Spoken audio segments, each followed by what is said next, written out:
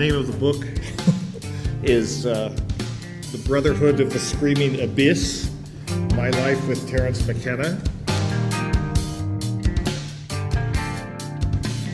Okay, guys, welcome to the Grimerica show. We got a great guest tonight. We've been looking forward to him for a long time. First of all, with me as always is Graham. How you doing tonight, Graham? Yeah, I'm doing pretty good. Really excited here to talk to Dennis Mckenna. Yeah, Dennis Mckenna, we're thrilled to have you on. Thanks. How are you doing this fine evening? I'm doing well. I'm happy to be here. I'm sorry it took so long to work this out, but here we are. Yeah, I'm sure it'll be worth the wait for all the listeners. Just so everyone knows what we're talking about, we're going to be talking mostly about your book, The Brotherhood of the Screaming Abyss, My Life with Terrance Mckenna.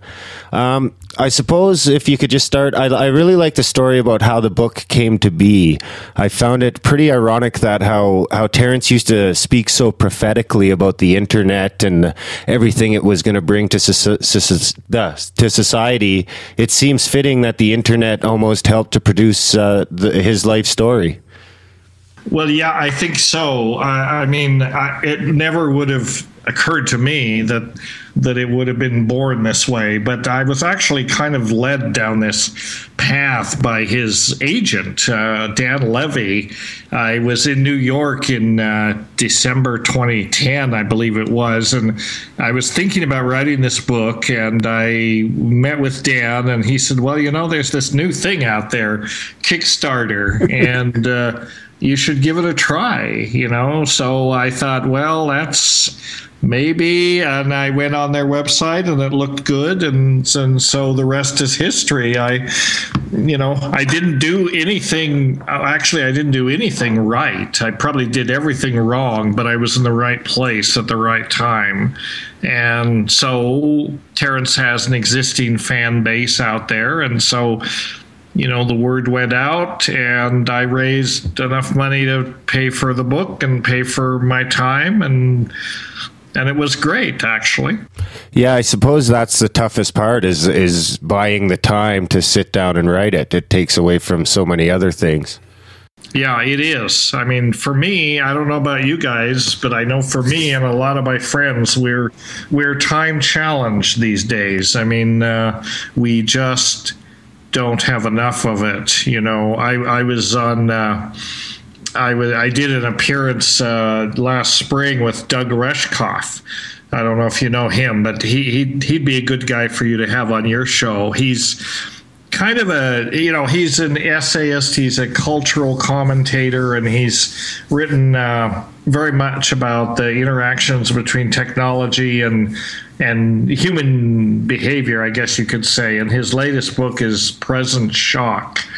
And it's all about how, nobody has any time anymore because everything is, happening at once, it seems like, which is kind of like what Terrance predicted, but not in the way that he predicted, We thought computers were going to save us all this time. What a con job that was. Yeah, instead they ended up consuming it. Indeed. We have less time than ever to get less done in the same amount of time. But anyway, such is life. Seems to go faster as we get older, too. It does. It does. Please don't remind me. So can you summarize the book a little bit for people that may not know what it's about yet? Sure. Well, if you know who Terrance Mckenna was, and he was a figure mostly in the 80s and 90s. He was an outspoken advocate of psychedelics, and at a time when that wasn't a particularly comfortable thing to be doing. He had a lot of other odd ideas, you might say, funny ideas about time and the end of the world and the wave of time and all these theories. And I guess he and I are kind of semi-famous for our trip to South America in 1971 when we went down there looking for exotic forms of DMT, and found it, but not exactly in the way that we thought we would. We went looking for this very obscure Witoto hallucinogen called ukuhe, which we thought would be an orally active form of DMT, and it was, but it wasn't that exciting when we finally did find it. What we did find down there, to this place we went, La Chirera, which was the ancestral home of the Witoto people. We went to this little mission village, and we found that the pastures around this village had been cleared. They brought in Cebu cattle, the white humpback type cattle, and it turns out that the dung of Cebu is the preferred substrate for Psilocybe cubensis, the big golden cap mushrooms. So we got there at a point where basically every cow pie had a huge cluster of beautiful mushrooms growing out of it. And we kind of thought we'd gone to heaven. We didn't know. We had no idea what we were getting into. We had no experience with mushrooms before that. You couldn't get them back in those days. They were a legend. But here we were. All of a sudden, they were everywhere. And we thought, well, gee, this is fun. We can have fun with these while we're waiting for the real mystery to show up. And of course, they turned out to be the real mystery themselves. We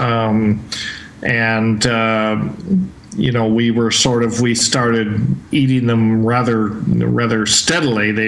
We kind of incorporated them into our diet, and because there wasn't a whole lot else to eat around there, that we hadn't trucked in. So they made great soup, so why not, and pretty soon things began to get very peculiar. That's a great chapter in your book. It's I was actually laughing out loud to myself. Yeah, we were too. We were doing a lot of laughing, and it was very much like I described it. I mean, we didn't deliberately. We didn't know what we were doing. I mean, if you've read the book and you read it, that's obviously we were about as clueless as you could be, but we started, consuming these things and talking a lot and having very interesting ideas, and and it didn't hurt that we were also completely loaded on great Santa Marta gold at the same time. And the mushroom started to suggest a lot of ideas about things we might do, if you will, to make some spectacular things happen. And,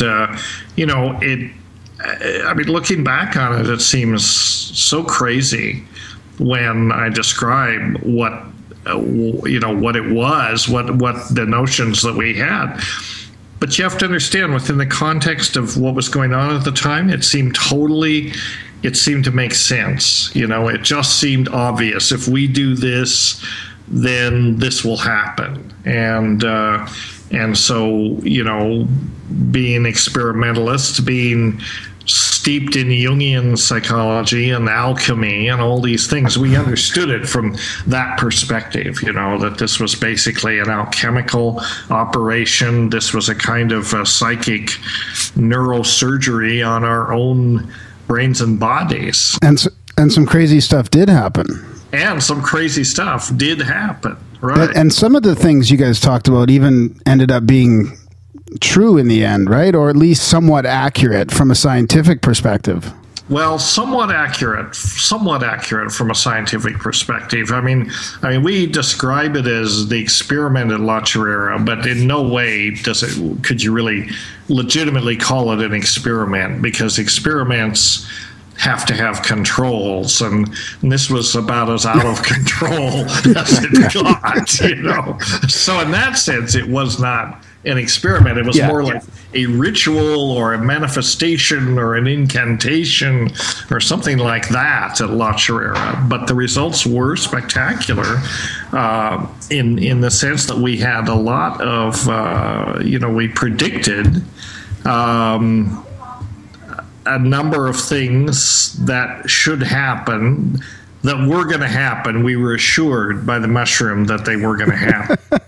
The fact that they were impossible and couldn't even happen in this space-time continuum didn't really matter, because we understood, I mean, we're here to completely rip the space-time continuum apart and, overturn the laws of physics and escape from time, right? As well as, become immortal and superconducting and all this stuff in at the same time. Well, so obviously none of that happened, but it was like we painted ourselves into a certain conceptual corner, I guess you could say. And we reached a certain point where something had to happen, when we finally did this thing, and, this process of singing or screaming or yelling at the mushroom, and the idea that was going to affect a biochemical reaction through hyperspace that was going to, externalize our minds in a way that we could actually see them at the same time as we were going to be them. I mean, we were going for the gold for sure. None of that happened, but when we finally did perform the experiment, something had to give, and what gave was that we were both transported into a very prolonged altered state that lasted about 2 weeks, that was complementary in a way to each other. I mean, our companions there, who were not so sucked into all this, were kind of appalled at what was going on. But to us, it made perfect sense. At the time, it made perfect sense. We understood each other.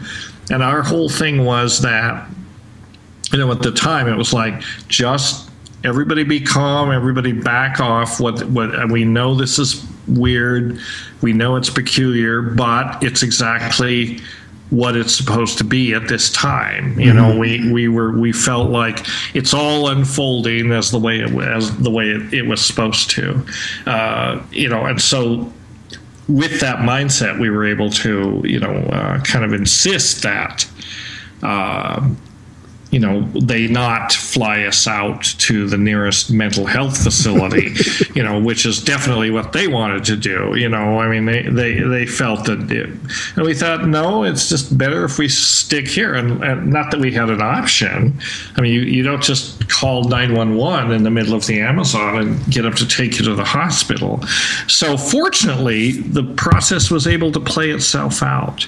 And I'm very grateful for that. I was the one that was probably most dissociated from reality, I suppose you could say. But Terrance, like I say, we were having these complementary simultaneous psychosis. So Terrance was hyper vigilant and very much focused on reality. And I was not concerned with this reality at all, because I was long gone into the cosmos. And that went on for 14 days. And each day I came together a little bit more. And finally, at the end of 14 days, I was more or less stitched back together, still pretty shaky, but basically able to say my name and where I was and, things like that. Open a can of tuna fish, go to the bathroom. I couldn't do any of those things when I was deep in the state, So, in some ways, our whole lives ever since have been in a way a reflection of those events, which is kind of not fair, because I don't really want to be noted for or remembered for for my psychosis when I was 20 years old. I'd like to be remembered for some slightly more positive things than that. Not that this was not positive, but you know what I mean. Yeah, for sure. Of explaining to do.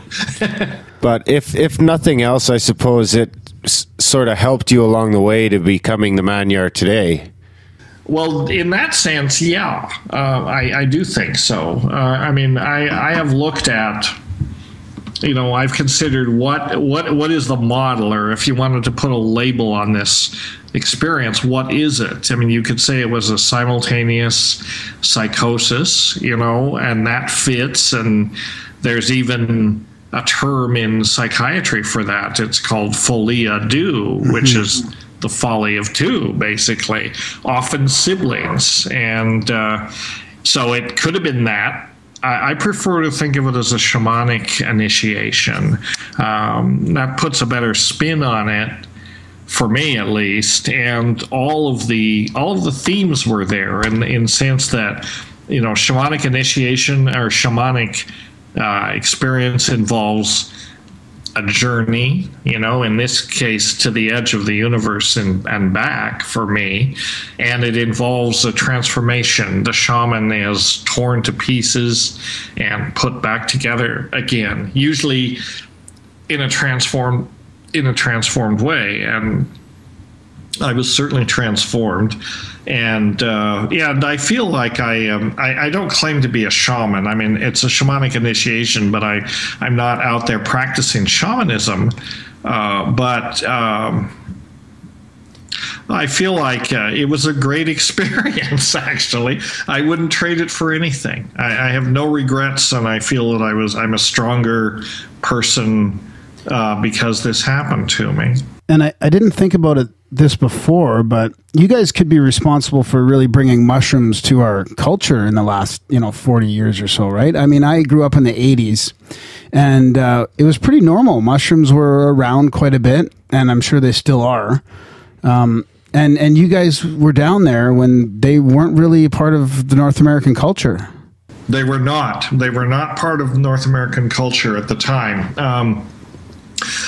Gringos, even that far back, were going down to South America and encountering these things and bringing back stories, but not really bringing back mushrooms, and no one really knew how to grow them. So when after La Chirera, we brought back spore prints, of course, and we didn't know how to grow them, but that became like a major goal for us, was to figure out how to grow them, not only for the mercenary aspects of it, but more importantly, so that other people could grow them, so that we could verify, so that we could share the experience and get some consensus. Was this crazy stuff that we were experiencing? Was it just us, or is it something that other people,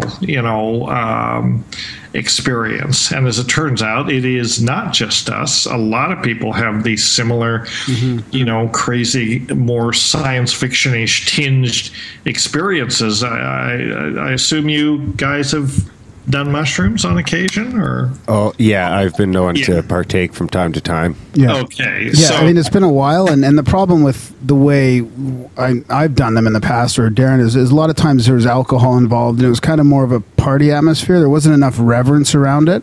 But I mean, I remember picking Liberty Bells out of the fields. Like, we would, teach each other how to find the proper mushrooms in the cow fields.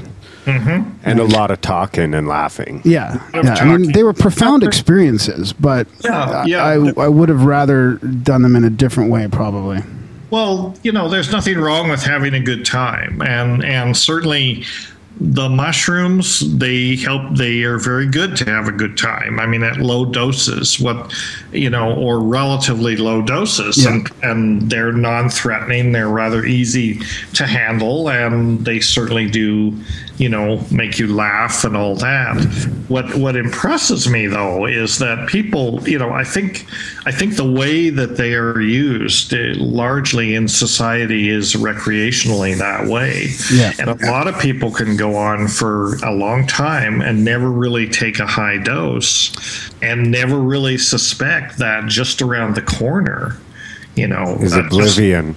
Is oblivion. It is a world that is completely transformed and utterly bizarre, and they can use them recreationally, and if they never tangle with that, So Terrance was right, I think, in the sense that he used to say, well, you take a heroic dose, you take a 5-gram dose in the darkness, and if you're not convinced by that, nothing will convince you. Darren and I just talked about that, actually. We talked about how, just exactly what you said, how recreationally in the past we may have taken smaller doses, and that to do it properly, you would want to take that, I wouldn't call it heroic, that's a bit brave, but at least a proper dose. Enough to so that what is happening is so that your attention is on the experience, and it's not just something to make you feel giggly while you're doing whatever you're doing, watching television or whatever. I mean, recording a podcast, or doing a podcast or any of that. There's nothing wrong with those things, but if you want to approach it as a teacher, which we did at La Chirera, it was very much presented itself as, I'm the teacher and I'm pay attention because I'm downloading, some pretty important gnosis. And so, we respected it and still do. I don't, I take mushrooms rarely, but I do take it, and I usually take it in a way that I'm there to pay attention to what it has to tell me, because the experiences are infrequent enough that I don't want to waste the opportunities. But yeah, we had if we had a mission, or if we actually brought back something from La Chirera that was like what we said it was going to be like, The Secret, or something that would transform society, that was it. It was not a secret at all. It was just a very simple method to grow these mushrooms. But isn't it funny how mushrooms seem to have that draw to them? Like a lot of people I know that take mushrooms, it's like a camping thing. You know what I mean? When you're out in the bush and away from the city. Well, that's a good way to do it. Yeah, it's almost like the mushrooms instinctively try and do that, because it always seems to be a camping thing. Right, a camping, or either lock yourself in your basement and turn out the lights, or go camping, or do it somewhere where you don't have to interact with people who are not in that place, because you just don't want to have to explain yourself and they wouldn't understand. So it's better to do it in the wilderness, and that's usually how I do it too. But I think, in some ways, we made all sorts of predictions about how, what we were attempting to do, this biophysical experiment, was going to end history and transform society and transform us and all that. And like I say in the book, we were right, but not in the ways that we thought,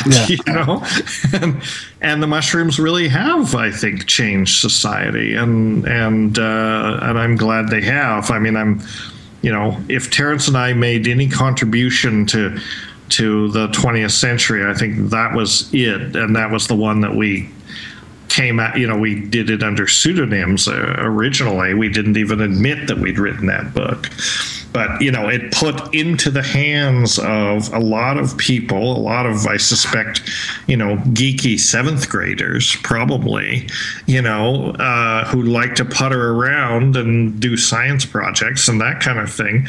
Suddenly they had the tools to grow these mushrooms, and then they had the experiences, and then gradually the consensus spread through societies that these things are really, really interesting, and the worlds that they open up are very, very peculiar and strange and worth exploring. Having said that, though, you probably have to admit that ayahuasca and DMT wouldn't be where it is today either if it wasn't for you guys. Probably so. Ayahuasca was a later thing. Yeah. I mean, I guess we can take credit for that. or blame, or whatever. No, I'd say which side of the controversy you're on. Yeah. I mean, I've just been meeting people recently who have been going, to Peru and have been there for healing journeys. I mean, it just seems to be coming up all over the place and in kind of the spiritual community.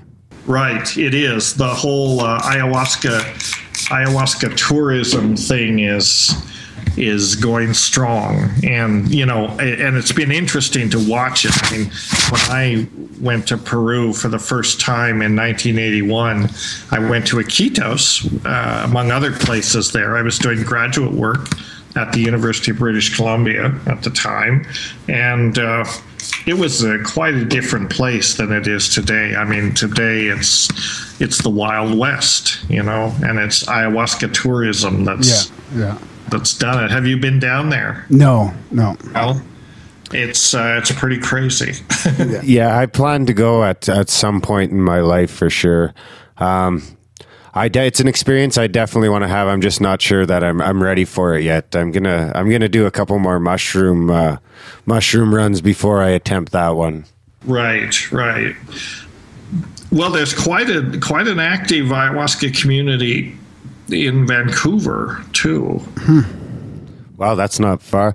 How would you? So you went to school in both Canada and the States. What were which was there one that you preferred over the other? I know in the book you mentioned how much you liked our healthcare system. I liked your healthcare system. I still do. I'm trying to figure out how to get back up there because I'm getting old now and I'm going to need it. Actually, I like Canada a lot. I wish I could. I did. I went to school. I grew up in Colorado, and I went to school at the University of Colorado for the first 4 years of my education, and then I was off for a couple of years, and then I went for a master's degree at the University of Hawaii, which was a fantastic experience. And then I went to UBC and studied. That's where I did my thesis work on ayahuasca and this Witoto drug that we had gone after 10 years previously re-emerged, and that became my thesis was basically a comparative study between ayahuasca and ukuhe, this Witoto drug. The idea being completely different botanical ingredients, but similar chemistries and similar pharmacologies. I love being in Canada, and I met my wife there, and I still have many friends there. I went back to Canada recently. I got a job at BC Institute of Technology in 2006. I went up there and I lived there 2 years with the thinking that this was going to be the sort of beginning of relocating. But for one reason or another, I didn't really care for that job, and so I came back to Minnesota. And now here we are, but we may move up there. The question is how to afford it. Vancouver's an expensive place, as you know. Yeah. Calgary's no better nowadays either. Yeah, it's still a little cheaper here. Yeah, but people are moving into Calgary now. Yeah. One of these days, Canada is it's an immensely reasonable country.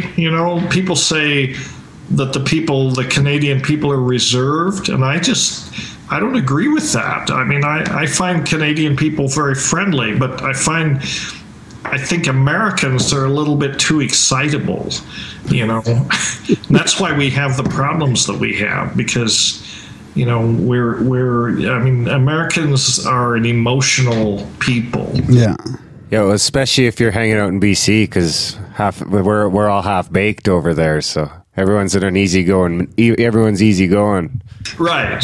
But that's a good thing. And you're doing a good thing by exporting a little of that to the States, because God knows we need it. We need, as a people, we need to calm down. You're probably too young, or maybe you never wrote, maybe you never read him, but there was a columnist who wrote for Maclean's magazine probably, I guess, 20 years ago or so, named Alan Fotheringham. Have you ever heard of him? No. Probably not. Well, he's long gone, I'm sure, but he used to write about the excitable states of America. I thought that was very apt. That's exactly what we are. Well, yeah, everyone's a little excited right now over some nonsense. I mean, when someone gets killed, it's never nonsense, I suppose, but it still seems a little bit carried away. This George Zimmerman thing? Yeah, I haven't heard much of it, just what I see on Twitter, but it does seem like people are getting pretty excitable over any other case. I mean, there's cases like that every day that no one really gives a shit about. That's true. But it got attention. It got publicity. I mean, it's race. I mean, the issues that we have to deal with in our country, maybe in Canada, but not to the same extent, are race and guns. That's the problem. Canada seems to be a country that's governed by reason. And if you can make a reasoned argument, then the Canadian people say, oh, okay, I can see the point. All right, gay marriage, no problem. Legalize weed for medical use, no problem. Control guns. All of these things are like hot button issues here. Yeah. And it's because people don't think. The thinking is not even respected. It's like it's almost, what are you, an elite? You dare to actually think and use reason? I mean, this is, Americans are very much about, don't confuse me with facts. My mind is already made up. And that poisons the dialogue, I think, in a lot of ways. That's actually quite a well-known quote from one of my favorite ufologists, Stanton Friedman. Oh, yeah? Yeah. So talking about the U.S. there and the culture down there, since the 60s and since you've been into this whole subject, it's kind of polarized in a way. Like, it's more open in society than ever probably, yet there's more of a federal clampdown on it. Like in your book, you were talking about how you were bringing stuff up north in the 80s, I think it was, and you're saying how, nowadays you could never get away with it. So it's kind of strange to me that it's harder than ever, and yet it's more prevalent through society. Well, yeah. I mean, I guess that just goes to show you that, the harder you push, the more you push, the harder you push back. Yeah. And people don't like to be pushed, and that's just the way it is. I mean, it is harder than ever, but it's at the same time, it's looser than ever. I mean, yeah. Do you think we're on the verge? It almost seems like we're on the verge of a breakthrough, like in our lifetime, we're going to see some big changes start to happen. Well, yeah, I think that's true. I mean, on many levels. I mean, I'm not sure. Are you talking about the drug laws specifically? Or? Well, no, not even just specifically. But that seems like it's going to be part of it. But even with technology advancing the way it is, it just seems like, I don't know. It just seems like it always seems like there's something around the corner. Like the House of Cards is going to tumble, kind of. Well, it seems so. I mean, it seems the House of Cards is going to tumble, or we're going to somehow get through this bottleneck, and there's going to be some kind of a breakthrough, like you say, a technological breakthrough, maybe, or one would hope for a spiritual breakthrough. Yeah. There's got to be a change in global consciousness is what's got to happen, because the current model is not going to work. It's not sustainable. We have to, and I think this is where psychedelics are actually important as catalysts in this process. Especially, I would say, ayahuasca, even maybe more than mushrooms, because of the way that ayahuasca has moved from its ancestral home into the wider world. And it's almost as though, if you if you want to attribute will to it, it's almost as if it wants to reach out to the human species and transmit a message, which is basically, wake up, you monkeys. Smarten up. Smarten up. You're screwing things up. And I think the message that ayahuasca brings to people that experience it is this realization that we've got to change our relationship to nature. We've got to realize that nature, we don't own it. It's not there to be owned or depleted or exploited. Rented. Or nurtured, actually. I mean, and this is what Indigenous people do, but as in global culture, we have a hard time sort of getting used to this idea because our, capitalism is based on the notion of endless consumption and endless expansion. That's not going to work. It's not, and if we don't wake up, then nature has a way of, it gets rid of species that soil their own nest. Yeah, exactly. That's what I always say is that human beings can never ruin the earth. It'll fucking get rid of us long before it comes to that. Yeah, I believe it will. Life will be just fine beyond humanity, no matter what. There's nothing we can really do. Life will find a way. It'll just replace us with something better. Yeah, it will. But since we're the problematic species, I'd kind of like to stick around for a while. And we could do it if we would just undergo some, if we would just realize some very basic things. And I think that's what that's largely the power of these plants is to, they are teaching tools. I mean, I call them teacher plants, and a lot of Indigenous people think of them that way too. They're here to teach humanity. They always have, and they're continuing to do so. But they're getting a little desperate, right? Because we're so thick-headed that we're not getting the message. What was the quote you heard? Something about you monkeys think you know everything. You monkeys only think you're running things. Yeah. Was that when you got to experience photosynthesis? Yes, that was it. That was a good story. Yeah.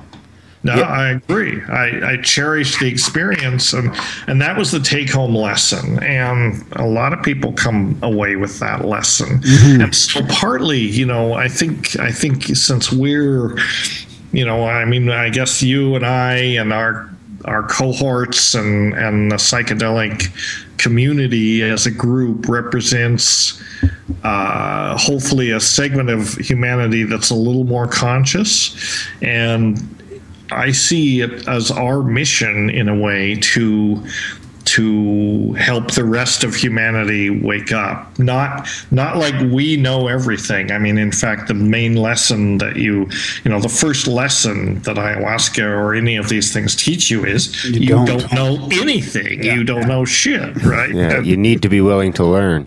You have to be willing to learn. But once you've made that realization, then you can, with all humility, go out and share that knowledge with your peers, your family, your friends, and spread it, and this is a very botanical and mycelial thing. I mean, that's what plants like to do. They like to move around and spread, and mushrooms the same thing.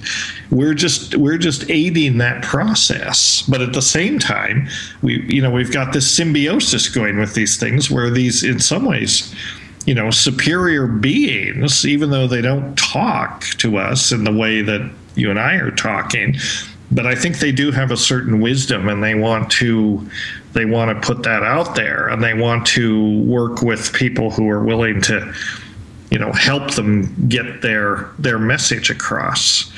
And at the same time, it's a race. Are we going to get there before everything falls apart? I mean, that's the question. Actually, I wanted to ask you about the sound. Like you mentioned in this talk just recently, you were singing to the mushroom, and it didn't sound. It sounded a little more scientific in your book, and it was quite fascinating reading that part about the electron. I think it was about the electron spin frequency or something like that. And it reminds me of, some of the meditations that they have now, like, for example, the Monroe Institute talking about, resonant tuning, right? And you can get in there and feel that your frequency is resonating with whatever one you're listening to. Mm-hmm. Mm-hmm.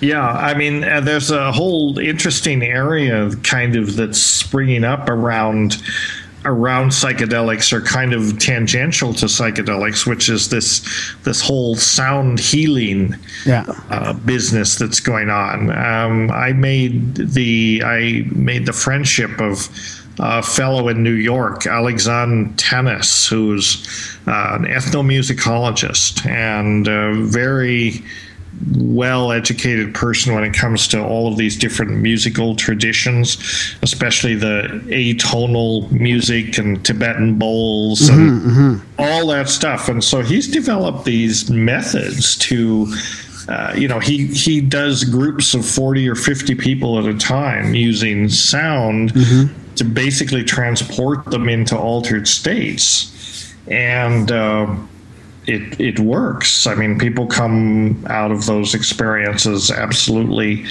transformed.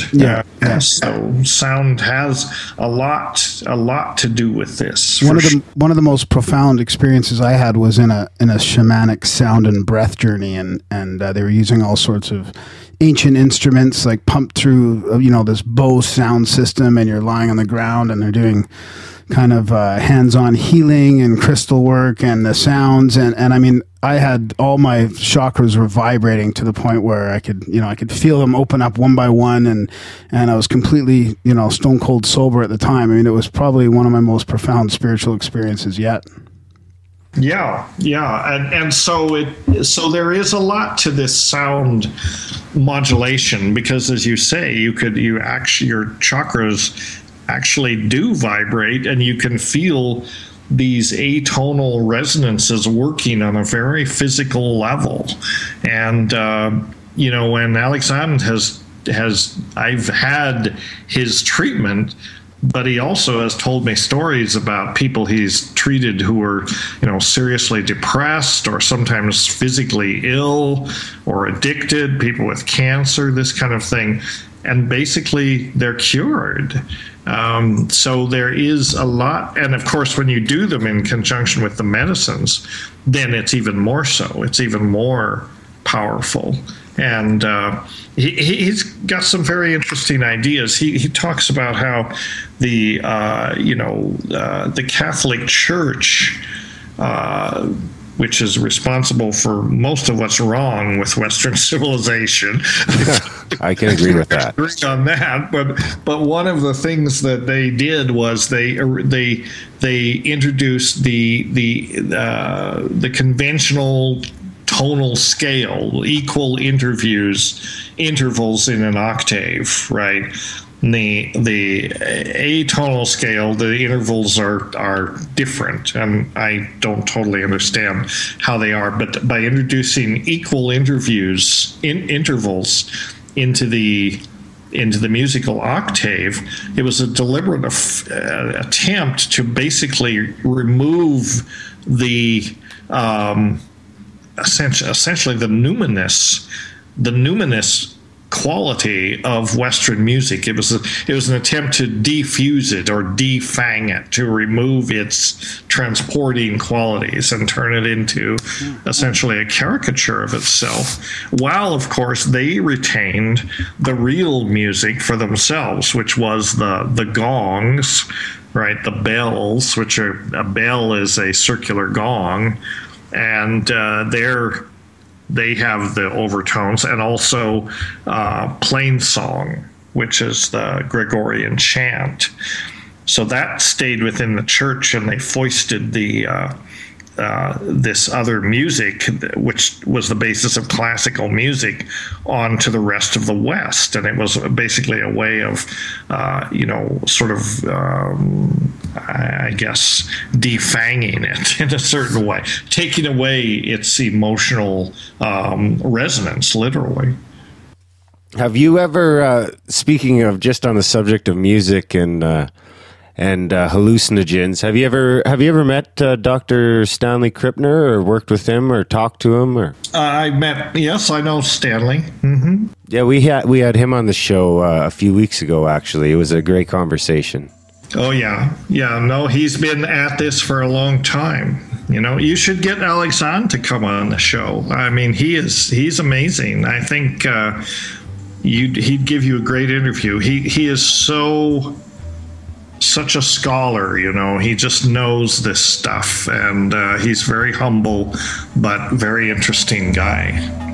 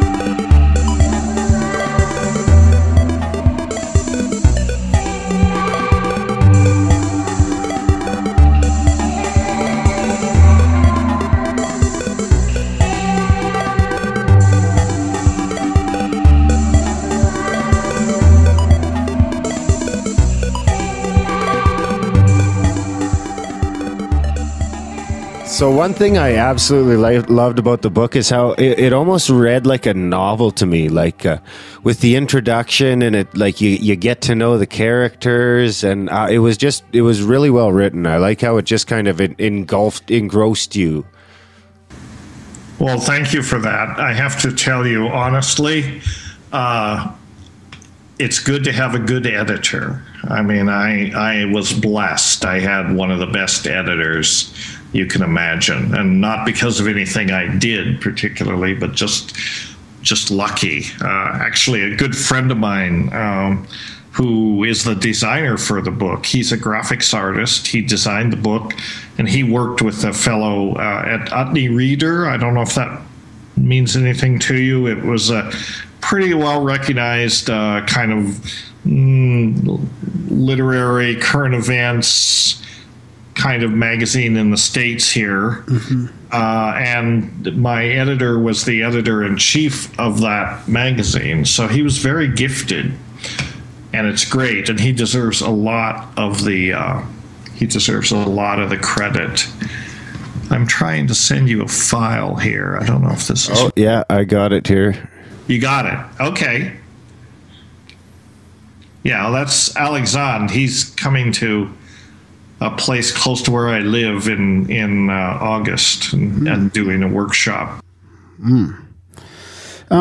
Speaking of your book, and you seem to be quite humble through it, right? You're really willing to talk about your mistakes or where you think you may have done things wrong. And I mean, was that tough to put yourself out there like that, or was it more cathartic? Like after it's been out there now a bit, how has your feelings changed?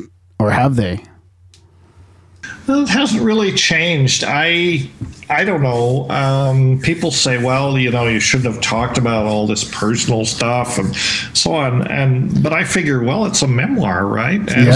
And you write about what you remember. Especially at my age, you write what you remember. I mean, when I think about the book and I look back on it, I'm amazed how much I left out of it, that should have gone in, that I just plumb didn't remember or didn't remember to write about. But what was there was the highlights, and I'm not. We all, we're all sort of exploring, and I think we all make mistakes, and I never fooled myself that I knew what I was doing, or maybe I did. It's easier to fool oneself than other people, but I don't know. It just seemed like the natural thing to write about, and it was cathartic. in a certain sense. It was good to write about that and to sort of, what drove me all of my life has been curiosity and, passion for the peculiar. And I'm not ashamed of it. No, I respect that about that, how you're willing to do that. I mean, a lot of people wouldn't, acknowledge their defects and stuff like that. Are you going to do another one then? I mean, are you thinking about it? Well, am I going to do another memoir? Yeah, another book? With all the stuff you left out? Yeah, no, well, a number of people need to die first before I can do that. A number of, not right away. I would like to write some more. Again, the problem is always time, and getting the time. But I don't know. I'd like to write fiction, actually, or something factual, but something that has nothing to do with me as a person, or even with Terrance. I'm not sure what that would be, but I'd like to write more. If I'm going to write another memoir, well, you can only write one, really, and then you can write an update to it. Yeah. But not enough time has passed. I wanted to get this one out there by the end of 2012 because 2012 was so important to both of us, and it just seemed like a good target date. And so I did that, and it's been very well received. Most people have really responded well to it. Yeah, I recommend everyone picks up a copy. We've actually got a link to the book on Amazon on the Grimerica page, so people can grab it right through there. Ask, can you order it in Canada from that site? You know what? I think I'm only linked to the Amazon.com because I had to get it off of eBay, actually. Yeah, people have a hard time, but let people know if you go to my site, if you go to brotherhoodofthescreamingabyss.com, you can order it, and I get a lot of orders from Canada from there. And that's how I got it. That's because you can't get it from Amazon.com. Yeah, Graham got it from your website. That's right. He got a signed copy. Yeah. Yeah, well, right. And if you order it from my website, I can sign it for you. That's right. But we're coming to Minnesota in October, so hopefully we can just bump into you then and get it signed. Absolutely. When are you coming? I think we're there October 17th to the 22nd for the Paradigm Symposium. We were there last year as well. It was at the Doubletree Hilton. Oh, really? Yeah. Yeah, Eric Von Daniken was there, and a bunch of the guys from Ancient Aliens. And Eric Von Daniken? No kidding. My God, is he alive? Well, I guess he's alive. Yeah, he's alive. He was a little grumpy, but... Well, he's always been a little grumpy, I think. Wow. I'll keep me posted on that. I might show up for that. Yeah, I'll send you the link for sure. Yeah, you could probably sell a lot of books there. Well, yeah. This has not escaped my attention. Yeah, we're actually friends with the people who put it on. So perhaps we can talk a little after the chat, and we can probably get you in touch with the right people. Do you know if Graham Hancock is coming to that? No, I don't think so. No. Okay. Cause you know who he is, right? Yeah. Oh yeah. We follow him pretty closely.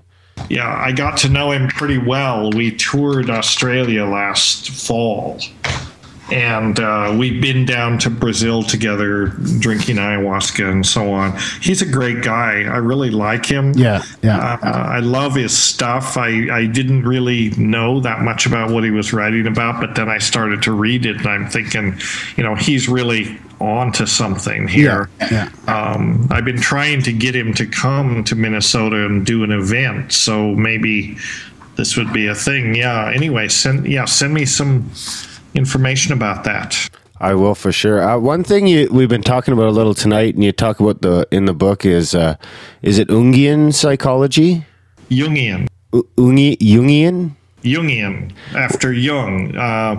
Carl Jung, Jung, but he was German, so you call it Jung. Jung. Jung?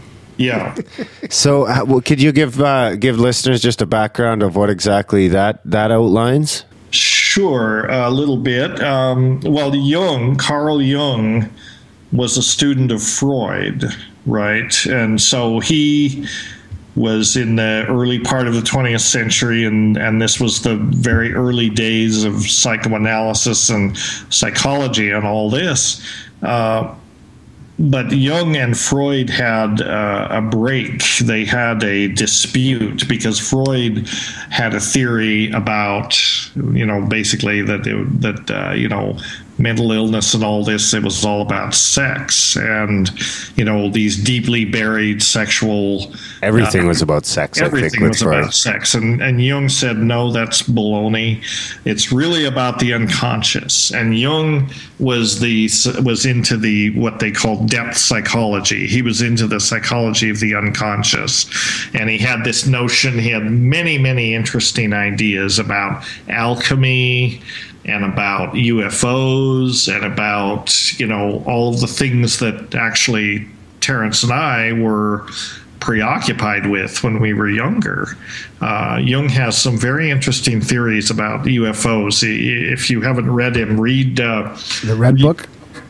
Well, the Red Book is more recent, but he wrote. The collected works of C.G. Jung is like 25 thick volumes of all of his ideas, fascinating. One of the volumes is Psychology and Alchemy. And if you're into alchemy, or even if you're not, if you want to understand what alchemy was really about, you have to read this book. Terrance told me, back in the day when we were both young, he said, don't take LSD until you've read Psychology and Alchemy. Right? Of course, I completely ignored that. but I could see what he meant. I would have appreciated it so much more if I had read it. It's a fascinating book. And if you just go on Wikipedia and look up C.G. Jung, it lists all his collected works and just an amazing body of work. Now, the Red Book, which I'm a little embarrassed to say I haven't read it. I have it.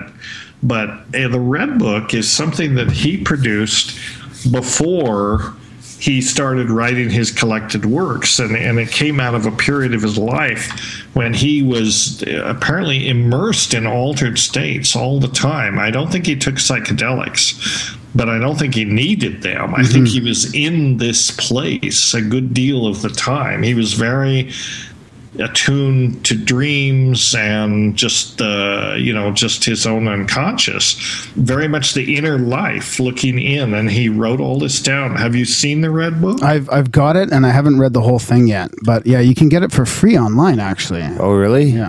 Hurry up, because I want to read that shit now. It is pretty interesting, wouldn't you say? Yeah. Hey, while we're on that subject, I actually have a tweet here from a listener, Mark Fairchild. He had a question he wanted us to ask you, actually. Okay. And it's, after hearing about DMT and altered states of mind throughout the study of consciousness, I feel like in order for me to have a spiritual journey or meet God, I need to alter my brain with these drugs. I need that aha moment to realize what I'm praying to and for. Any ideas about how one can meet the higher power that so many say they meet when using psychedelics, besides using the drugs? How you can meet it without using the drugs? Yes. Well, it's kind of begs the question, doesn't it? I mean, the DMT experience is what it is. I think there are many ways to get to altered states, to get to transcendent places. And people say, well, there's only one top to the mountain, and you can get to the top by many pathways. And to a certain extent, that's true. I think that's true. But I guess the experience that you have getting to the top is going to be different depending on what path you take. I mean, I don't think that meditation can simulate a psychedelic experience. I think it's different. And I think psychedelic experiences to a certain extent are similar to meditation, but they're not identical. So, it's a matter of whatever works, whatever method works. Certainly, yoga, altered states, shamanism, which you don't have to take drugs to practice shamanism. There are different ways to get there. But it's also not that hard to find these medicines these days. No, they grow in BC, so. Yes, they grow everywhere. So actually, that was a question I had. Is so like the mushrooms that are growing in BC and Newfoundland, how do they differ from what you'd find in, say, La Chorrera? Well, the mushrooms in La Chorrera were Psilocybe cubensis. So those are the pan-tropical golden cap mushrooms. They're worldwide, and they basically show up in pastures under the right condition anywhere from South America to Thailand, probably India, undoubtedly Africa. They're just global. But in northern climes, the little Liberty caps that you were talking about, the semilanceata, those seem to be the temperate equivalent of the cubensis. They're much smaller and they're much stronger, by weight. I mean, yeah. if you take 5 grams of cubensis, maybe 2 grams of the Liberty caps dry, that's a whole lot of. Oh, really? So I was talking about eating an eighth. Maybe that's too much. An eighth of a gram? No, an eighth of an ounce. Oh, yeah, I'd say that's way too much. Oh, good thing we brought that up. Because I've had too much before, and the toxicity isn't the problem. You'd have to eat kilograms of this stuff to have any issue with toxicity. You can find the dark side, though. Oh, yes, at a higher dose. Yeah, I mean, your mind will melt far sooner than your brain will melt. You know? Like they've got a power to them. Like I've had experiences both before on LSD and psilocybin, where I've had lots of good experiences, and then I've had a lot of. It's almost like I've always equated it to having too much, but it could be something different. I've also thought about, mindset or different things like that. But I've definitely had the drugs turn on me before, where they can make you paranoid of your friends and think everybody's out to get you. Oh, yeah, they totally can. And that's all about set and setting, right? Leary and Metzner and the rest of them went on about set and setting, but they have it right. The kind of experience you have is going to be critically important on the setting. That's obvious, I mean, so you want to plan where you do it carefully and the circumstances, and you want to set it up so that nobody's going to bother you. As you said, go camping or just get someplace where you're you're not going to be noticed by ordinary people. You don't want to frighten the children and, startle the horses in the street and this kind of thing, so pay attention to your setting. But then the set is in some ways more important, and the set is what you bring to it, who you are, everything you've ever learned, what your intention is, what you hope to learn, what essentially the set is something that we carry with us all the time. I mean, we are our own set, right? But the combination of set and setting, so the set is a lot of it has to do with your attitude in some ways, and I think the best thing to do in terms of approaching it with a good set is to just, in some ways, be open to whatever happens. Don't resist it. You have to remind yourself that this is a drug, it's going to pass. No matter how weird it gets, it'll pass in a few hours, and lay back and enjoy it, and just let it happen. And, if with ayahuasca, they say, if the anaconda comes, if the snake comes and wants to swallow you, jump into its mouth. It's not a threatening entity. It's actually a friendly entity, but it doesn't look very friendly. So that's the whole thing. It's just careful planning, which is one thing that ritual accomplishes. I mean, that's all this shamanic stuff is creating a sacred space, or not even sacred, but a special space and time where this can go on, and so you're putting a protective bubble around the experience, and you're giving yourself permission to, within that protective bubble, whatever happens, just let it tear loose, because you're protected. And and I think under those circumstances, you can get through about anything. But, that said, I mean, you're right. And the mushrooms especially, I would say more than ayahuasca, the mushrooms can be very tricky. Don't trust them. What they're saying to you is not necessarily not necessarily truth. Have you heard the recent studies about how small doses of LSD might be more effective, or produce a different state, I guess, almost a better state than a large dose? Well, yeah, I have. I mean, I've heard these experiments with microdosing. They're talking about microdosing, taking very small amounts of LSD or something like that on a daily basis, basically as a cognition enhancer. And it does work that way.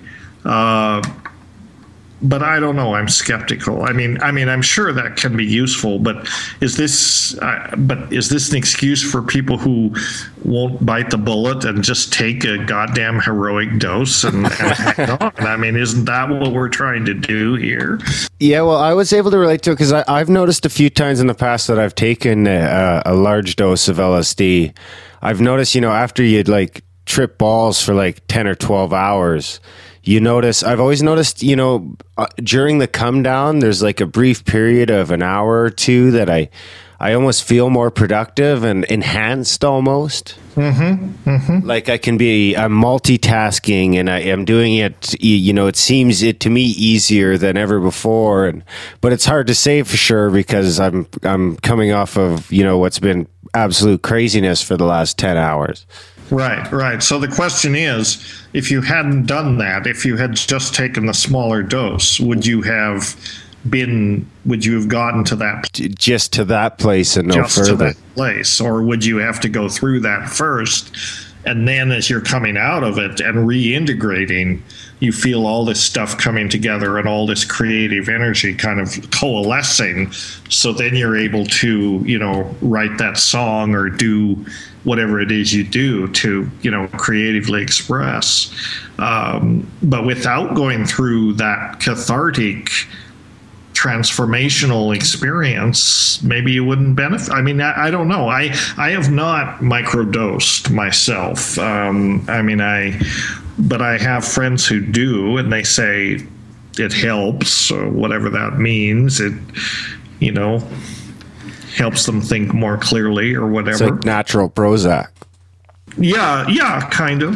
Mm-hmm. So, you've probably already answered this in a certain way, but although psychedelics aren't necessarily addictive, I have met some people that have been, kind of addicted to LSD. And I mean, I've had my own issues with drugs in the past. I haven't had drugs or alcohol for over 5 years, and I don't plan on changing anything.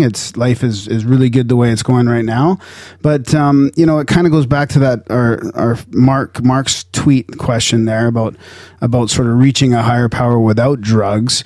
And you know, now we have all these we have more overdoses on prescription drugs than illegal drugs in the States. You know, all the drug categorization is messed up. Like, so what advice do you have for addicts or for people that are contemplating this, that have had sort of issues in the past?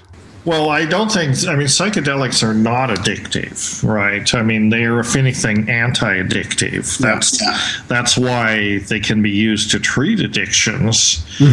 You know, and usually, I mean, you have to, with something like LSD or psilocybin or ayahuasca, you know, I mean, addiction is a word that's loosely used, right? I mean, you can like something. I like dark chocolate.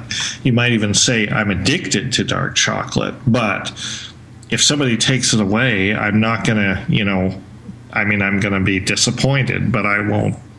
I'm not going to have a big physiological reaction to it. So addiction is a word that, you know, it's pretty vague. It's pretty vague, right? I know people who like psychedelics and take them pretty frequently, but the thing is, with psychedelics, they induce tolerance very quickly, most of them. You know, so if you take LSD 3 or 4 times in a row on 4 successive days, same dose on the 4th day, not much is going to happen. Yeah, that's a double up rule. Yeah, exactly, which is another reason I question this microdosing idea. I think people may be kidding themselves. After the first few days, they're not even feeling it. You know, so I tell people, if you're contemplating taking psilocybin or ayahuasca or any of these things and you don't have butterflies in your stomach, you're not paying attention.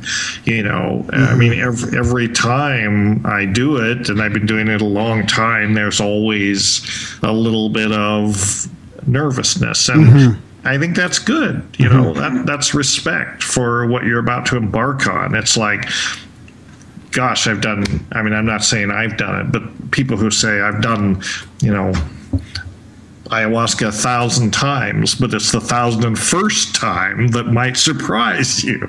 You know, so it's good to approach these things with respect. At the same time, be open to what's going to happen. And you know, but I think that they, you know, when it comes to using these substances to treat addiction, which there's, you know, an accumulating and rapidly expanding body of evidence to show that you can treat it for alcoholism and even opiate addiction.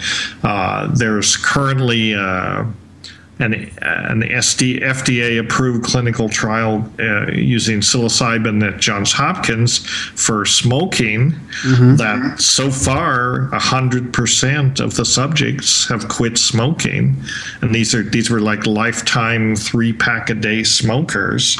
It won't make me quit smoking, though. Like, what if I don't want to quit smoking grass? If I do ayahuasca, it's not going to make me quit, is it? It's not going to make you. That's the thing. Exactly. That's my point, is that all it does is it gives you a chance to step back from the behavior and reassess. Right. And you can, at that point, make a choice. Right. So, like I told Roland Griffiths, he's the guy that at Johns Hopkins that was supervising this study, I said, you know, if mushrooms made you quit smoking, I would have quit 20 years ago. Yeah, that's a good point. Graham Hancock's story about his green bitch addiction and how ayahuasca got him off that is pretty amazing. Yeah, and that's the thing. All it does is let you step back from this habitual behavior and make a choice at that moment, in that moment of freedom, and you don't have to go back to it. And that's exactly what had these guys in the psilocybin smoking study did, because they don't just take psilocybin and quit smoking. They go through a long series of preparative therapy sessions and so on. And these are people who are highly motivated to quit smoking. They've been smoking for years. They want to stop. They just can't. So then they take the psilocybin, and suddenly, and interestingly, they often smoke during the psilocybin session. So then, but they go into it with this mindset that they want to quit. So then the cigarette becomes like this horrible, evil, disgusting thing, and they can't even believe that they're smoking it. And it's really an aversion reaction. And so then they come out of it and they say, why would I ever do that again? And it sticks. That's the interesting thing. It sticks. Now, of course, the psychedelic that's most sort of spectacular for this is ibogaine, which is from the African shrub. I never even heard of that shit. Ibogaine is got a lot of attention because it seriously and abruptly interrupts addiction to heroin and other narcotics, and it absolutely works. It interrupts the craving, because the craving is what drives the addiction, especially for a drug like that. So it's not a pure psychedelic. There are other neurochemical pathways involved, but it basically interrupts that craving for about 10 days. So you don't feel that you have to shoot up every half hour or so. You're free of that. It gives you time to to basically make behavioral choices so that you stay off of it. Oh yeah, there's a lot of data about ibogaine. Do you guys know? You probably do. Do you know the website arrowwood.org? Yeah, I've heard about it, but I think it was through your book, or maybe your other podcast with Joe Rogan, maybe. Probably. Yeah. I was probably pushing it. Yeah. I love to plug Arrowwood. It's the best information source on the web about every psychoactive drug you can think of, not just psychedelics, but everything. And there's tons of information about ibogaine on that and everything else too. Yeah. So that's here's. Turns out there's an Arrowwood village in Alberta. Really? Looks like a shithole. Oh wait, I better not say that. Someone might call in. Is there anything else you want to plug before we wind things down at all? Or I don't think we need to wind down. No, yet, we don't have to. But I just want to make sure I get the plugs in. Well, no, I think that's it. If people want to, is there things I want to plug? Boy, because for it. Well, of course, my book, and as I say, in Canada, order it off my website, which is brotherhoodofthescreamingabyss.com. Without the, it's just Brotherhood. There's a way you can order it there. And the other things I'd like to mention are, the Hefter Research Institute, which is a nonprofit that I've been affiliated. We're 20 years old this year. And we're like MAPS, except much bigger and much smaller and much more obscure than MAPS is. But we have a similar mission. MAPS has sort of staked out MDMA, and they're trying to get MDMA approved mostly to treat post-traumatic stress syndrome. And Hefter has kind of staked out psilocybin, and we're funding different clinical studies at different universities, Johns Hopkins, New York University, University of New Mexico, and pretty soon UCLA, using psilocybin.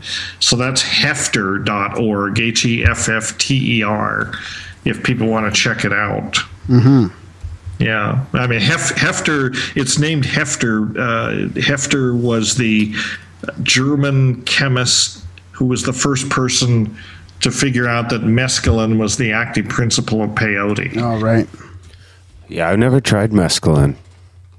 It's never been around for my generation, I guess. Yeah. I've never bumped into it. I guess not. Although there are cacti, there's the San Pedro cactus, which is also, we think of peyote as the source of mescaline, but San Pedro, or Trichocereus is the scientific name, is the one that's used in the Andes in South America. And it is a shamanic medicine. It's called huachuma in Quechua. It's been used for, their archaeological sites go back 3,000 years BC. So it was known and used there. And I don't know about Canada, but interestingly enough, it's an ornamental plant here, and you can go to cactus nurseries and buy this stuff, and it's completely, it's not restricted at all, which I might have to try that out. I suppose if people like me keep talking about it, it will be restricted. Yeah, better watch it. But, it's been around for a long time, and nobody seems too concerned about it. But you can actually make San Pedro brew. And again, if you look at arrowwood.org, amazing resource. I mean, it will tell you how to make it, how to prepare it, and all that. And that's a, I tend to, I see that synthetic drugs have a lot of good things to recommend them. I think MDMA is probably a very good medicine for certain things, but my own preference is to go with the organics if you can. Join a day is my philosophy. Yeah. Stick with the plants, and then there's no problem with identity and all that. Like, that's the big problem that affects MDMA right now on the street. About 60% of it is not MDMA. Yeah, right. So you never know what you're getting. Yeah. With plants, it's much easier to be sure you're getting the real thing. Yeah, well, I know I used to drink a lot, and now I just smoke regularly. And if you asked my wife who she liked more, I can guarantee you who she'd pick. I imagine the smoker. Yeah. Yeah. I mean, this is going to be interesting too when pot gets legalized, as it gets more widespread. I think, as happened in Washington and Colorado, if they'll just step back and let that experiment go forward, I think statistically what you're going to see is a big drop in domestic violence. As people switch from not that you were ever violent, but you know what I'm saying. A big drop in that kind of thing, and also a big drop in automobile accidents, because say what you will, people are safer drivers on pot than they are on alcohol. 100%. Because you're slow, for one thing, right? You're not racing around. So I think. And if they're astute, epidemiologists who pick up on these trends, it'll prove essentially what we already know. But would Terrence be surprised at how pot is becoming, like, at least in a couple states, how it's becoming decriminalized, at least? Portland now too. I just heard today that Portland's voting to make up to 2.5 ounces legal. Oh, it is. Well, this is all good, I don't know if he'd be surprised. I think he'd be delighted. Yeah. If it wasn't for you guys, I figure it'd already be legal up here. Oh. If it wasn't for us. He means you Americans. Yeah. Oh, for the American. Yeah. It probably would. That's the way it's going. I mean, it's absurd. The very idea that we should try to, prohibit a weed, prohibit a plant of any kind. I mean, I've long said, if they wanted to solve the drug problem, what you do is immediately you make a distinction between drugs and plants. And you say, drugs we're going to regulate. Plants, we don't care. You want to grow it in your backyard, you want to grow opium in your backyard, go ahead. Who cares? Because where drugs become dangerous is that step between the crude, unrefined plant and white powders. And you have to put them through a process to obtain those white powders. And those tend to be a lot harder to handle. I mean, nothing processed is good for you. Nothing processed is good for you. Yeah. I mean, sometimes you want white powders. They can be quite useful. But, as a general rule, if they wanted to solve the drug problem, all they have to do is change perception and say, we're not going to waste time with marijuana. It's a relatively benign thing, and we got bigger fish to fry, bigger worries, and same with coca and all of these things. Do you think that'll happen in our lifetime? I think you'll see, yeah, I do. I think you'll see marijuana at least will be legal in a lot of places, maybe worldwide, but I think it will be legal in the States and legal probably in Canada. And, it's already getting legal in Europe. Portugal has reduced their drug laws. And so it's a slow process. But I think within the next 20 years, you'll see it go legal everywhere. Yeah, I feel bad for people that live like in the middle of the States, like Idaho and shit. Like, guaranteed you're not finding any good weed there. Not a chance. You might be surprised. Oh, really? I know, actually, when I was in Minnesota, I scored some pretty good stuff. I was fairly impressed. It was expensive as fuck, though. Yeah, there's a lot going on in the basements of Minneapolis, and places like that. I mean, just like there is in Vancouver. I guess most of the weed that's grown there it's not grown. It's grown in mom and pop grow ops. Is that pretty much how it is? Yeah, it seems like it's just everywhere, and in the Fraser Valley, it seems like it's everywhere. Yeah, I don't think it's mom and pop. I think it's more, probably more semi-organized crime related. I think, a lot of grow ops and sort of people dealing it that way. Plus mom and pop. Yeah. Large operations as well as mom and pop. Yeah. Well, the thing is, again, this is, once it's legalized, the profit motive is going to go out of it, and those organized crime cartels will find more lucrative things to do, because probably other drugs. But here's the thing. I mean, the whole thing about drug prohibition is just completely absurd because it's impossible, right? The whole focus on drug prohibition is you have to prohibit these substances. Well, the phenomenon of designer drugs proves that that's a complete waste of time, right? Because you can have a molecule that, has an effect and you make it illegal, and the next week some chemist comes up with a variation on that molecule that has a similar or the same effect. It's not legal. It's got a different, it's not illegal. It's got a different structure. And so then it becomes this whack-a-mole kind of thing. They come up with a new compound. We have to legislate against that. And pretty soon, again, technology is going to turn this thing on its head, because I don't know if you're into the singularity. Well, I was not quite the singularity, but I was thinking about 3D printing. Oh yeah, did you see that new 3D pen? I didn't see it. Yeah, it's kind of gimmicky, yes, I guess, but it looks pretty cool. Right. Well, there's a whole aspect of 3D printing involving chemistry. And, they're using 3D printing now to synthesize drugs, right? And what they do is the 3D printer doesn't build the drugs, but what it does is it builds the reaction chambers, if I understand it properly. And then you put the right precursors in and run the reaction, and out spits the drug. And so you can...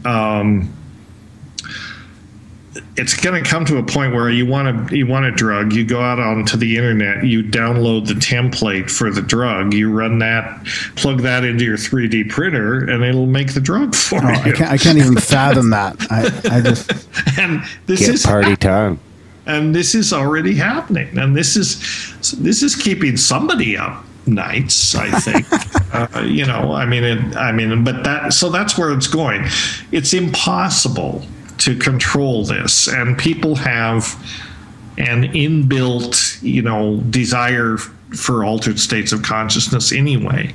So the whole thing is drug prohibition doesn't work because people are, it just doesn't work. People are not scared enough to avoid taking drugs. That doesn't work.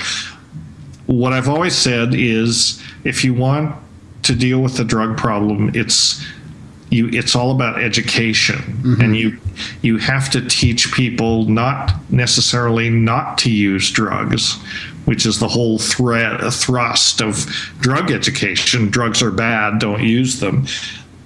That's absurd. People are going to use them. That's like saying, to 20-year-olds, sex is bad, don't do it.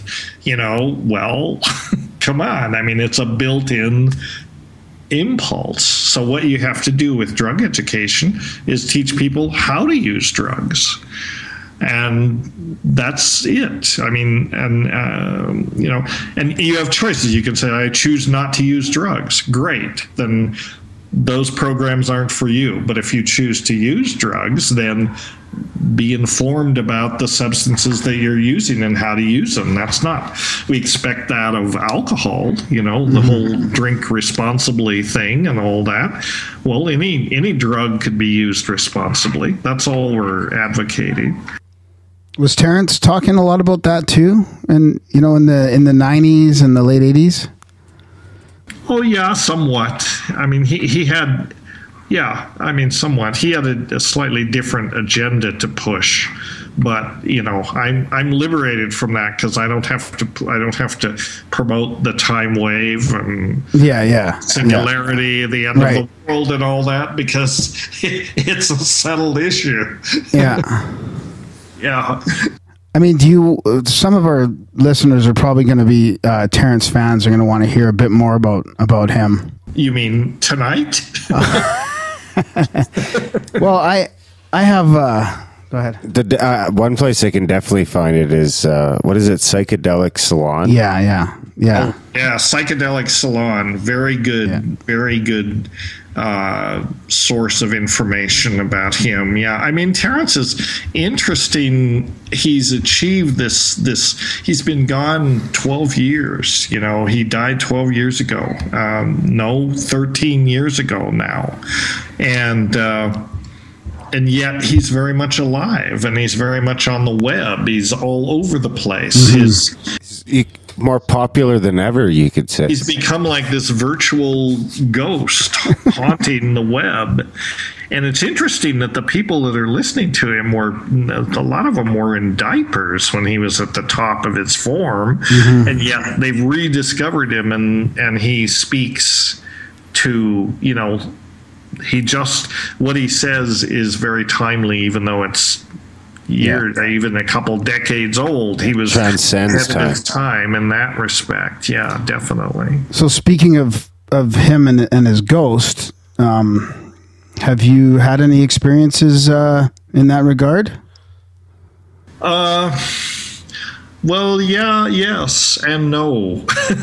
I have had experiences in dreams, mostly. Yeah. I have dreamed about him a lot, and I still do, but they're not particularly these huge dreams where you wake up and say, "Oh my God, I saw Terrance in my dream."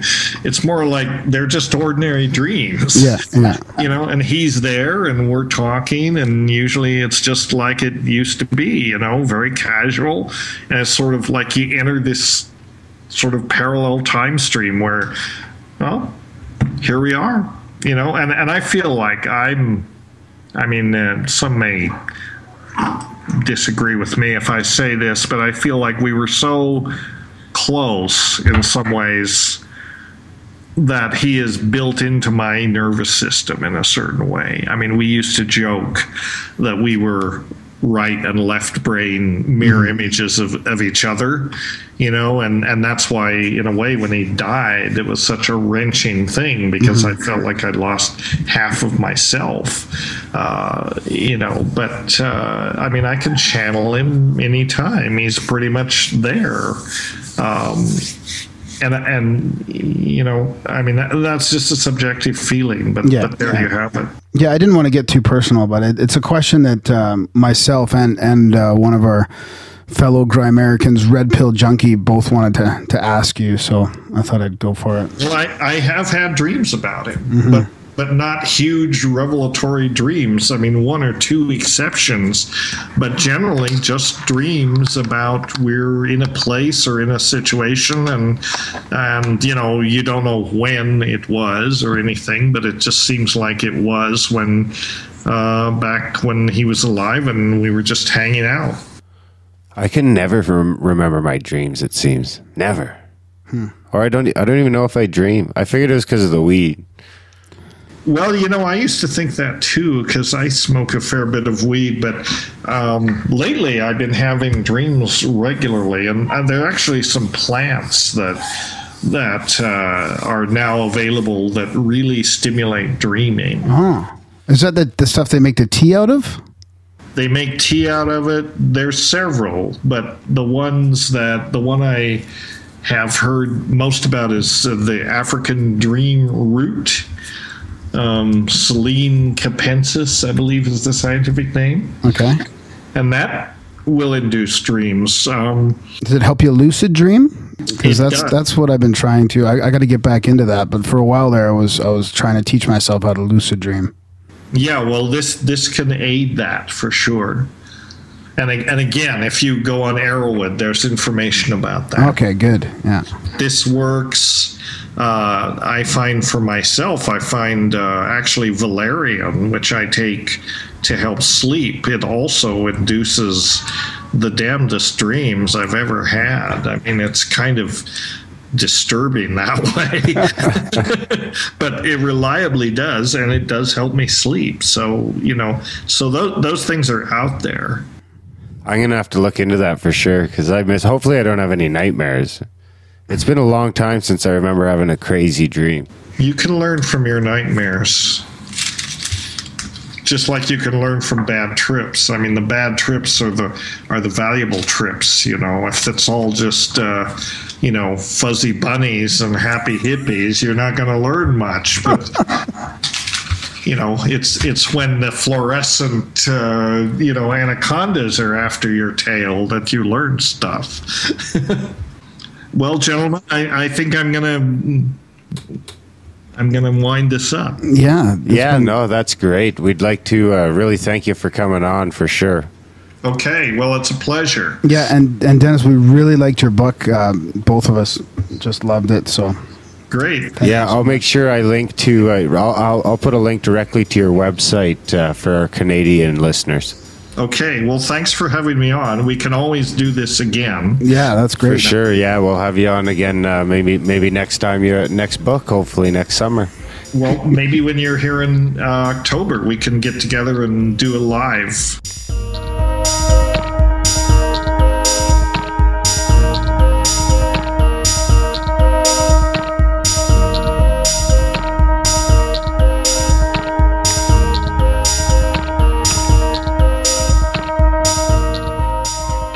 And that was our chat with Dennis Mckenna, the author of Brotherhood of the Screaming Abyss, My Life with Terrance Mckenna. That was his brother. Yeah, what a fucking fascinating guy, eh? Oh, yeah. Yeah.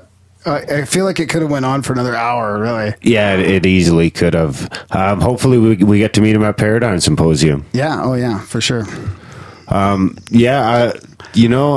been looking forward to that for a long time, and it definitely lived up to the hype. Like, it was a fantastic book, and it was good to get the personal side of a few of the stories. Yeah, it was fascinating. I'm kind of speechless about that too. He's so humble and just willing to throw everything out on the plate. You know what I mean? He's not, a lot of people that were doctorates like him. I believe he's a doctorate or he's a scientist at the very least. And to speak so openly about these things, a lot of guys wouldn't, that's the kind of shit they try and hide. That's what's inspiring to me is how he threw himself out there in the book and in these interviews, right? He just lets it all out. And that's good, because it's doing these podcasts too. It's kind of hard for me anyways, to throw yourself out there like that. So it's inspiring and to me, and that it's okay to talk about this shit. Yeah, exactly. And it seems like that's more and more the case every day. So yeah. So no, that was good, man. Yeah, hopefully we'll have him on again down the road, and hopefully we'll see him at Paradigm. Maybe we can do a live show with him or something. Not live, but in-house, I guess, recording. Yeah, he seems pretty keen. We could throw all this shit in a duffel bag. Yeah. Oh, yeah. Well, if we're going to Paradigm, we're bringing the shit for sure. Yeah, for sure. So you got some tweet questions. So if people want to ask questions for our upcoming guests like Grant Cameron and Michael Cremo, they can tweet them. What's your tweet? Yeah, it's at Grimerica. Yeah, tweet us at Grimerica. Any questions? We'll make sure it's out there. That's going to be, I think, an ongoing theme. We're going to try and get the listener's voice out there as much as possible. So anything you want to know about these guys, don't be afraid to tweet us or email us. And at the website, you can always see our upcoming guests are all up there. Actually, I'm going to put up Grant Cameron today or tomorrow. All right. And our email is graham@grimerica.com and darren@grimerica.com. Yeah, and it's been good. We're through. This will be our 11th episode, so I guess we're past that threshold, as they say, the 10 episode, whether you're taking it or leaving it. So it looks like you fuckers are stuck with us. Right on. And we're in every state except for 3 in the U.S., right? Yeah, I think it's Hawaii, Wyoming, and Mississippi. So if you know of anybody in those 3 states, like, get them on board so we can, cover that whole country. Conquer America. Yeah. We conquered Canada except for none of the territories, but fuck the territories, really. Oh, that's mean. We got the provinces. That's all that matters. They're not listening anyway, so I'm not pissing anybody off. Right on. So yeah, it's good. We'll chat with you in a couple days. Yeah, it's been great. We'll be back in a couple days here with Nick Redfern, and we'll have Red Pill Junkie on for that episode. So as usual, we'll have the show notes. We'll have links to everything we talked about, and of course links as well to all the music you heard. So I guess in closing, I'd say I definitely recommend the book. We'll link to it on the website, and we'll see you guys later.